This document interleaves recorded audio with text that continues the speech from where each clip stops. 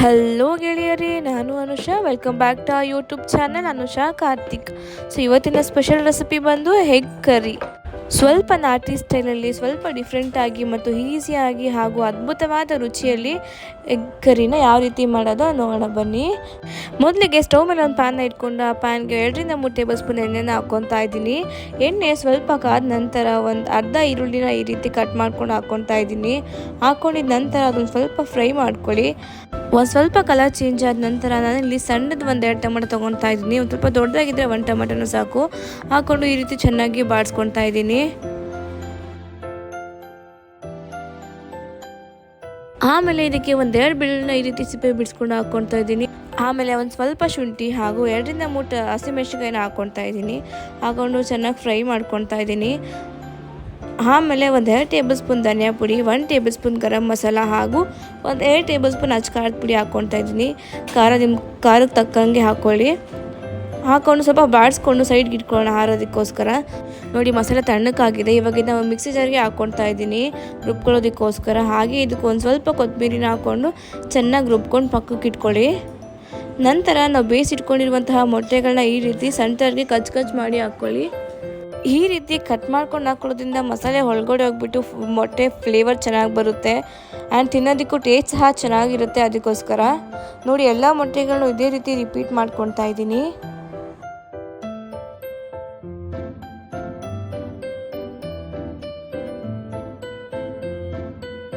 ಈಗ ಅದೇ ಪ್ಯಾನ್ಗೆ 1 ಟೇಬಲ್ ಸ್ಪೂನ್ ಆದಷ್ಟು ಎಣ್ಣೆನ ಹಾಕ್ಕೊತಾ ಇದ್ದೀನಿ. ಹಾಕ್ಕೊಂಡು ನಾವು ಕಟ್ ಮಾಡಿ ಇಟ್ಕೊಂಡಿರುವಂತಹ ಮೊಟ್ಟೆಗಳನ್ನ ಹಾಕ್ಕೊತಾ ಇದ್ದೀನಿ. ಹಾಕ್ಕೊಂಡು ಒಂದು 2-3 ನಿಮಿಷ ಈ ರೀತಿ ಎಣ್ಣೆಯಲ್ಲೇ ಚೆನ್ನಾಗಿ ಫ್ರೈ ಮಾಡ್ಕೊಳ್ಳಿ. ನೋಡಿ, ಇಷ್ಟು ಮಾತ್ರ ಆದರೆ ಸಾಕು. ಇವಾಗ ಇದನ್ನ ತೆಗ್ದು ಪಕ್ಕಕ್ಕೆ ಇಟ್ಕೊಳ್ಳೋಣ. ನಂತರ ಒಂದು ಸ್ಟವ್ ಮೇಲೆ ಒಂದು ಕಡಾಯಿನ ಇಟ್ಕೊಂಡು ಅದಕ್ಕೆ 2-3 ಟೇಬಲ್ ಸ್ಪೂನ್ ಎಣ್ಣೆನ ಹಾಕ್ಕೊತಾ ಇದ್ದೀನಿ. ಎಣ್ಣೆ ಒಂದು ಸ್ವಲ್ಪ ಕಾದ ನಂತರ ಸಣ್ಣದಾಗಿ ಕಟ್ ಮಾಡ್ಕೊಂಡು ಇಟ್ಕೊಂಡಿರುವಂತಹ ಈರುಳ್ಳಿ 1-2 ಹಾಕ್ಕೊತಾ ಇದ್ದೀನಿ. ಹಾಕ್ಕೊಂಡು ಸ್ವಲ್ಪ ಗೋಲ್ಡನ್ ಬ್ರೌನ್ ಕಲರ್ ಬರೋವರೆಗೂ ಚೆನ್ನಾಗಿ ಹುರ್ಕೊಳ್ಳೋಣ. ನೋಡಿ, ಕಲರ್ ಚೇಂಜ್ ಆಗಿದೆ. ಇವಾಗ ನಾನು ಇದಕ್ಕೆ ಒಂದು ಅರ್ಧ ಟೇಬಲ್ ಸ್ಪೂನ್ ಆದಷ್ಟು ಶುಂಠಿ ಬೆಳ್ಳುಳ್ಳಿ ಪೇಸ್ಟ್ನ ಹಾಕ್ಕೊತಾ ಇದ್ದೀನಿ, ಜಸ್ಟ್ ಫ್ಲೇವರ್ಗೋಸ್ಕರ ಅಷ್ಟೇ. ನಂತರ 1 ಕ್ಯಾಪ್ಸಿಕಮ್ನ ಸಣ್ಣದಾಗಿ ಕಟ್ ಮಾಡಿ ಹಾಕ್ಕೊತಾ ಇದ್ದೀನಿ. ಕ್ಯಾಪ್ಸಿಕಮ್ ಆಪ್ಷನಲ್ಲು, ನಿಮ್ಗೆ ಬೇಕಿದ್ರೆ ಹಾಕ್ಕೊಬೋದು, ಇಲ್ಲ ಅಂದರೆ ಅವಶ್ಯಕತೆ ಇಲ್ಲ.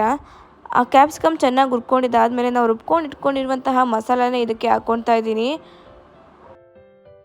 ನಿಮ್ಗೇನೂ ಅಡುಗೆ ಬಂದಿಲ್ಲ ಅಂದರೂ ಸಹ ಈ ರೆಸಿಪಿನ ಒಂದ್ಸತಿ ನೋಡಿ ಟ್ರೈ ಮಾಡಿದ್ದೀರಾ ಅಂತ ಅಂದರೆ ನೀವು ಪರ್ಫೆಕ್ಟಾಗಿ ಮಾಡ್ತೀರಾ. ಅಷ್ಟು ಟೇಸ್ಟ್ ಅಷ್ಟು ಚೆನ್ನಾಗಿರುತ್ತೆ. ಆಮೇಲೆ ನಾನಿಲ್ಲಿ ರುಚಿಗೆ ತಕ್ಕಷ್ಟು ಉಪ್ಪನ್ನ ಹಾಕ್ಕೊತಾ ಇದ್ದೀನಿ. ಅಲ್ಲಿ ಕಲ್ಲುಪ್ಪನ್ನ ಹಾಕ್ಕೊತಾ ಇದ್ದೀನಿ. ಆ ನಂತರ ಒಂದು ಚಿಟಿಕೆ ಆದಷ್ಟು ಅರಿಶಿಣದ ಪುಡಿನ ಹಾಕ್ಕೊಂಡು ಚೆನ್ನಾಗಿ ಮಿಕ್ಸ್ ಮಾಡ್ಕೊತಾ ಇದ್ದೀನಿ. ಇದನ್ನ ಹೀಗೆ ಲೋ ಫ್ಲೇಮಲ್ಲೇ ಒಂದು 5 ನಿಮಿಷ ಬೇಯೋದಕ್ಕೆ ಬಿಡೋಣ.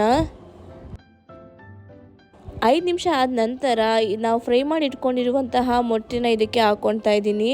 ಹಾಕ್ಕೊಂಡು ಒಂದು ಸ್ವಲ್ಪ ಮಿಕ್ಸ್ ಮಾಡಿಕೊಂಡು ಇದನ್ನು ಸಹ ಲೋ ಫ್ಲೇಮಲ್ಲಿ ಒಂದು 5 ನಿಮಿಷ ಹಾಗೆ ಬೇಯೋದಕ್ಕೆ ಬಿಡಿ. ಆ್ಯಂಡ್ ಗೈಸ್, ನಿಮ್ಮಲ್ಲಿ ಸಾಕಷ್ಟು ಚೆನ್ನಾಗಿ ಕಾಮೆಂಟ್ಸ್ ಮೂಲಕ ತಿಳಿಸ್ತಾ ಇದ್ದೀರಿ, ನಿಮ್ಮ ರೆಸಿಪಿ ಚೆನ್ನಾಗಿದೆ, ಟ್ರೈ ಮಾಡಿದ್ವಿ, ಚೆನ್ನಾಗಿ ಬಂತು ಟೇಸ್ಟ್ ಅಂತ ಹೇಳಿಬಿಟ್ಟು. ನಿಮಗೆಲ್ಲರಿಗೂ ತುಂಬ ಧನ್ಯವಾದಗಳು. ನಿಮ್ಗಿನ್ನೂ ಯಾವ ರೀತಿ ರೆಸಿಪಿ ಬೇಕು ಕಾಮೆಂಟ್ಸ್ ಮೂಲಕ ತಿಳಿಸಿ, ನಾನು ಮಾಡಿ ಅಪ್ಲೋಡ್ ಮಾಡೋದಕ್ಕೆ ಟ್ರೈ ಮಾಡ್ತೀನಿ.